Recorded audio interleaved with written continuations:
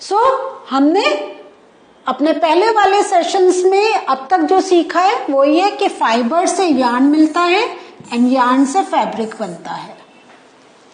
ठीक है, इसका रिवर्स वे में हम क्या जानते हैं, हमें पहले सबसे पहले मालूम है कि फैब्रिक है जिससे हमारे कोई मटेरियल, क्लॉथ मटेरियल या एनी मटेरियल बनता है, और फैब्रिक किससे बनता है, यार्न से, और यार्न किससे बनता है, किसी फाइबर से।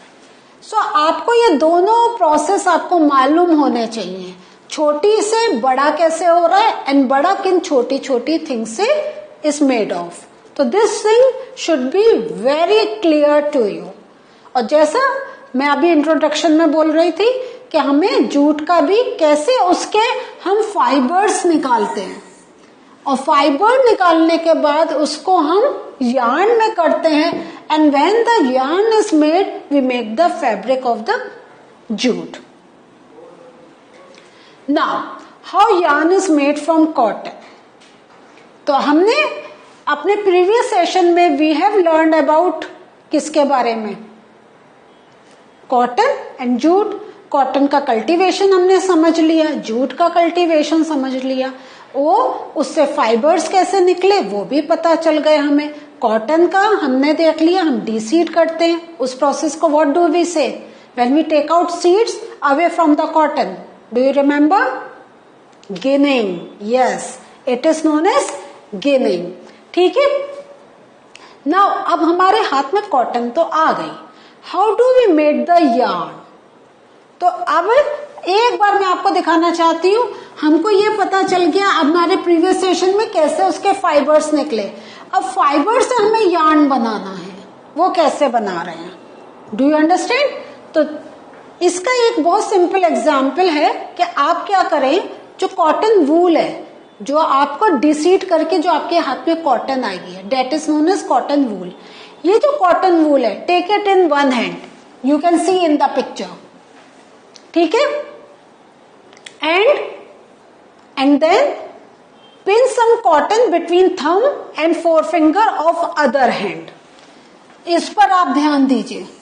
तो ये मैं आपको अपने हाथ से भी करके दिखा रही हूं, आपको ऐसे पकड़ना है, आपका फोरफिंगर ऑफ द अदर हैंड, एक हाथ में आपको कॉटन पकड़नी है और दूसरे में आपको उसको स्ट्रेच आउट करना है। By twisting the fibers gently, pull out the cotton. Means आप कॉटन का एक बॉल लेंगे हाथ में, उसको अपने फोर फिंगर और इसके थंब की हेल्प से उसको बाहर खींचेंगे, और लेकिन when you are stretching it out, you have to roll it. उसको आपको ऐसे ट्विस्ट करना है। Do you understand this word, twist? तो अपने हाथ से उसको रोल करते हुए you have to stretch it out. तो by twisting the fibres gently pull out the cotton. दूसरा जो प्रोसेस है डेट इज स्पिनिंग। तो स्पिनिंग का ये तो गांधी जी की आपकी फोटो बहुत फेमस है, इसमें इसी टाइप से जो कॉटन वूल है उसको वो फाइबर्स में, उसके फाइबर को यार्न में चेंज करते हुए। तो स्पिनिंग क्या है, the process of making yarn from fibres is called spinning. कि यार्न, फाइबर से हम यार्न जब कर रहे हैं, then that process is known as spinning. What is the use of spinning, ये हम क्यों करते हैं, do you know. Spinning brings the, क्या होता है, fibres together to form a yarn. Yarn आप समझ लीजिए पतले पतले थ्रेड्स, ठीक है।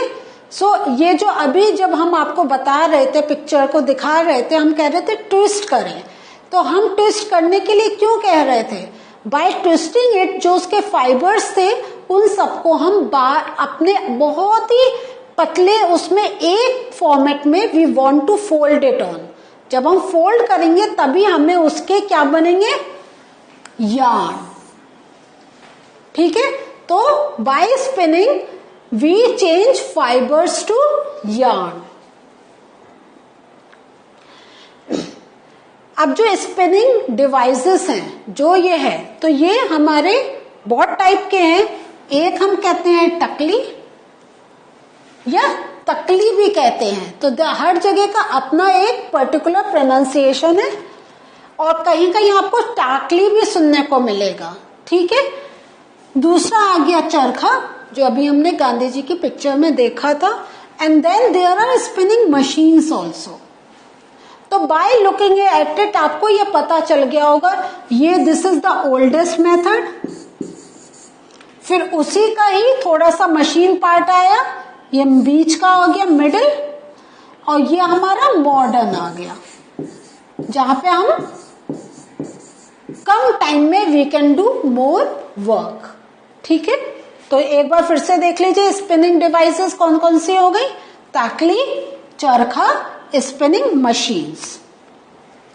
अब हम आपको ताकली के बारे में बताते हैं। ताकली क्या है? ये एक सिंपल डिवाइस है, use for spinning is a hand spindle called तकली, a simple device use for spinning, ठीक है। ये देखें ये कैसे होता है। सबसे पहले इस पिक्चर को देखें, ये एक पतला सा एक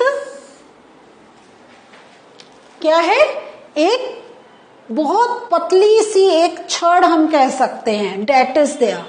और यहाँ पे आप अगर ध्यान से पिक्चर को देखेंगे, ये कॉटन बॉल है, और ये जब हम इसको यहाँ पे कॉटन बॉल लगाते हैं और इसको जब रोटेट करते हैं, तो इसके जो फाइबर्स हैं वो एक यार्न में चेंज होने स्टार्ट हो जाते हैं।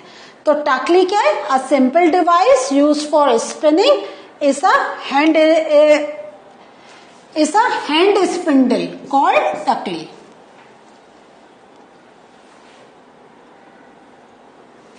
नेक्स्ट आ गया आपका चरखा। And charkha we very fondly relate with Gandhi ji, कि गांधी जी इसी चरखे पर क्या हम हिंदी में क्या कहते थे, सूत काटते थे, है ना। तो सूत means we are making the yarn. तो चरखा ये क्या, अगेन दिस इज क्या है, हैंड ऑपरेटेड, और फोई for spinning is use for, ठीक है। तो another hand operated device use for spinning is charkha. तो एक हमने टाकली का देखा, चरखा का, and then we are looking at the machines part. लेकिन चरखे को थोड़ा सा और ध्यान से हम लोग देखते हैं कि यूज ऑफ चरखा वॉज किसने पॉपुलराइज करा था, गांधी जी ने, Mahatma Gandhi. Why has he popularized this, कि it was a part of independence movement, जो हमारी स्वतंत्रता की लड़ाई चल रही थी with Britishers. So Gandhi ji ने ये करा था। Why? Because cotton was grown in India, ठीक है, it was a Indian product. और फॉरेनर्स जो हमारे ब्रिटिशर्स थे वो कह रहे थे जो हम मशीन मेड कपड़ा है वो आप लोग पहने, बट गांधी जी बोले कि नहीं, हमारे कंट्री में कॉटन है, तो we are, our people are going to wear cloth made up of cotton. या उसको हमने फिर वही, जब हमारा थोड़ा सा बहुत फाइन ट्यून कॉटन नहीं होता था, उसको हमने वर्ड दे दिया था खादी, ठीक है। लेकिन खादी किससे बनता है? प्योर कॉटन फाइबर से। सो और इसीलिए उन्होंने क्या कहा था, लोगों को एनकरेज करा था, जो पीपल थे, जो इंडियन पीपल थे, he encourage people to wear clothes made up of home spun yarn. तो ये जो होम स्पन यार्न है, दैट इज खादी।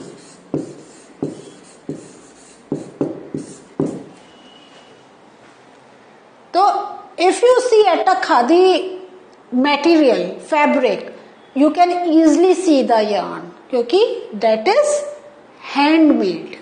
अब वो मशीन से भी बनने लग गया है, लेकिन तब भी कॉटन एक हम देखते हैं उसमें we can see the difference। जो हमने थर्ड देखना है वो है हमारा स्पिनिंग मशीन्स। स्पिनिंग मशीन्स क्या है? Spinning of yarn on large scale is done on spinning machines.